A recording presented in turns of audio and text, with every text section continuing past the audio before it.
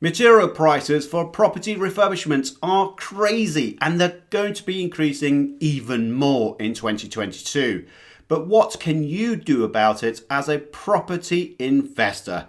Check out this video from the Property Expert panel members.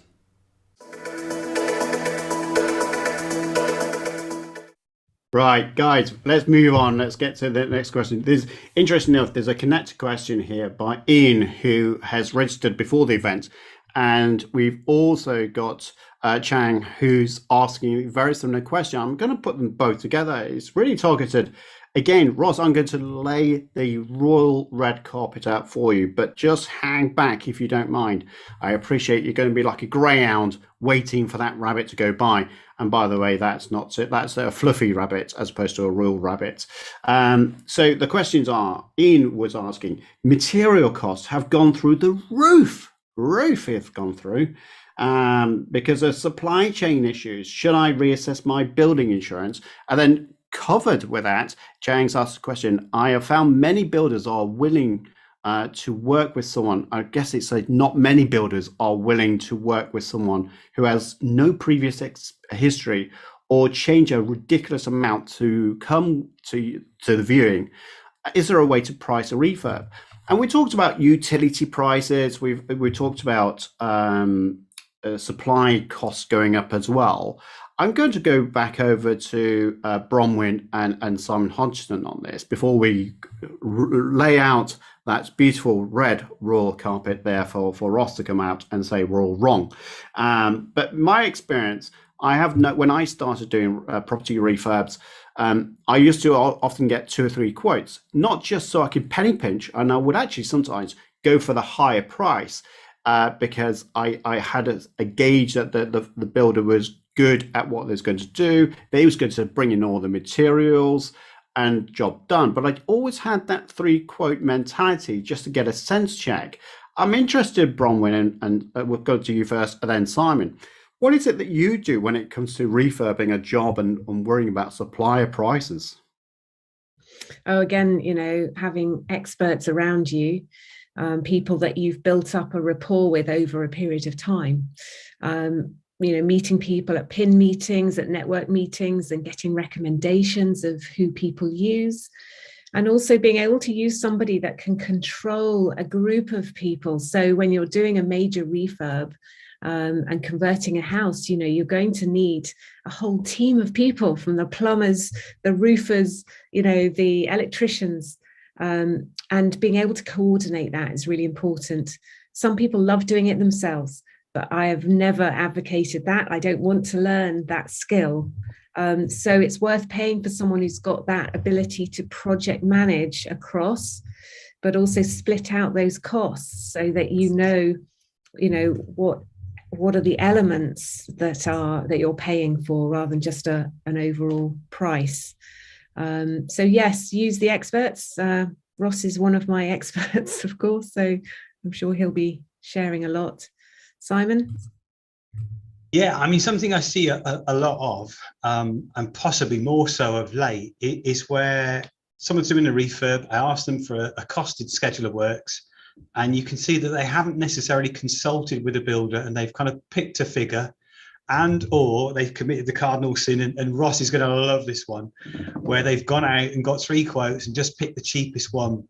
Yeah, what you've got to remember is that, Ross aside, a lot of builders out there work a bit like an estate agent in reverse, i.e. they will try and give you the cheapest price they can to hook you in to do the job.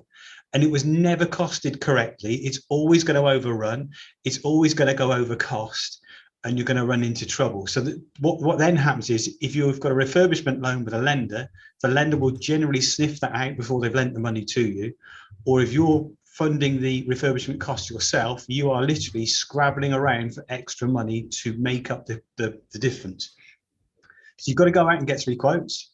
You've got to really kind of pull together and pull apart your costed schedule of works, work with someone like Ross to be able to work out what it is you need to ask the builder in terms of breakdown of cost, so that it's accurate and deliverable, to be fair. Yeah, Ross, over to you, because you're going to cover it far more, I'm sure. How long have I got, Simon? As long as you like. Okay. So 2 golden rules. There's no such thing as a bad project. There's only a thing such as bad programs and bad budgets. And on top of that, bad contingencies. And I'll talk about contingencies in a sec. Just to touch on the questions was material costs. Yes, they are going up. I like to talk in real practical terms because I buy material every day. A length of architrave, if I go back a year, was about £6 a length. It's now over 10, and that's going to a builder's merchant if you're working with the Howdens of the world, those sorts of companies. Most timber in the UK is imported, a lot from Canada, but also a lot from Poland. And okay, Poland's not in the thick of things at the moment, but soon could be. When you're engaging with a builder, and I sometimes disagree with free quotes because the main thing you need is a specification. And whilst everybody cowers away from that, get in touch if you're interested. I can show you how to write a specification. It's part of what I do. If you write the specification, and that is as simple as walking into a room and writing down what you want. And that means if you want the room decorated in magnolia and white, you write down decorate in magnolia and white. If you want the skirting boards changed, the doors rehung, a door change, write it down.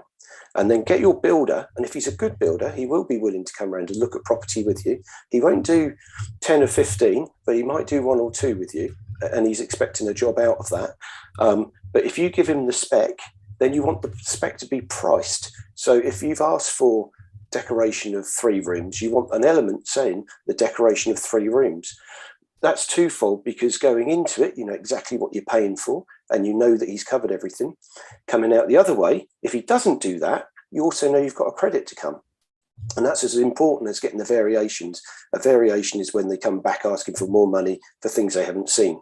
With stuff that I've done with Bronwen in the past, if it's a really old refurb, a really bad one, just pay your builder to strip it out first. Get it back to the bare plaster, the plumbing out, the electrics out, wherever far you want to go with it, and get them to price from there. Now, that may cost you a few £1,000s on average to get it stripped out, but at least you know where you're starting from, and then you'll have your price come in from your builder that you can rely on. But don't rely on the price. The contingency is key, and I would suggest a contingency, as always, of 20%. So if it's a 100k job, make it 120. If he tells you 6 months, make it 8 months. And that is realistic. Now, if nobody's going to get upset if it costs you 100k and you've priced 100k, but you've budgeted 120. Nobody's going to get upset if you said 6 months and he does it in 6 months. They are going to get upset if you say 6 months and it's not 8 or 9 months. A couple of other things is, and again, get in touch if you're interested. I run a couple of days where I talk about how to engage with builders. Please, nobody out there, pay a builder up front. I did see it a few weeks ago now, where the builder had actually asked for 10 or 15 grand up front to get going. If they can't afford to fund it, you shouldn't be engaging with them. And then similarly, if you write your spec, then they can apply. And again, I'm going into too much detail, Simon, sorry, but they can apply for a percentage of each element of that specified price. And once they've applied for it, you can then agree it, and then they invoice you. So there's no VAT messing around or anything like that. They give you a percentage. We've done 20% of the decorating. That's equated to X amount of pounds. You can then agree that. Again, it gets long and complicated. I'm trying to do it as quick as I can, but it's really key how you engage with your builder. Most builders out there, they're good guys. You know, they'll do you a good job and they'll do it at the right price. The occasional builder you're going to find, if you are naive and if you haven't got the knowledge, then they will take advantage if you get the wrong one. If you get a bad feeling, go and get your 2 or 3 prices. Shall I stop? We've got lots of people lining up here, Ross. So be warned. Tim is in the bathroom. So Tim in the bathroom. What would you like to say?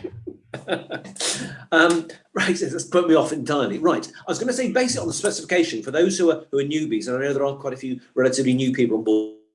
board who come up to see us. Spec is a specification, setting all the detail, and it's really important. So, for example, if you are going to get 3 quotes like Simon has, you need to make sure the specification is the same, because if you simply say, I want a door or a boiler, the danger is you're going to get one guy who looks really cheap, only because he's actually buying a really, really cheap, horrible quality boiler or door. So it's absolutely essential you get that specification, you control it, so you actually know what the quote's going to be. Otherwise, I've seen cases where a cheap builder comes in and does the work, but with horrible, shoddy goods. Yeah, important point.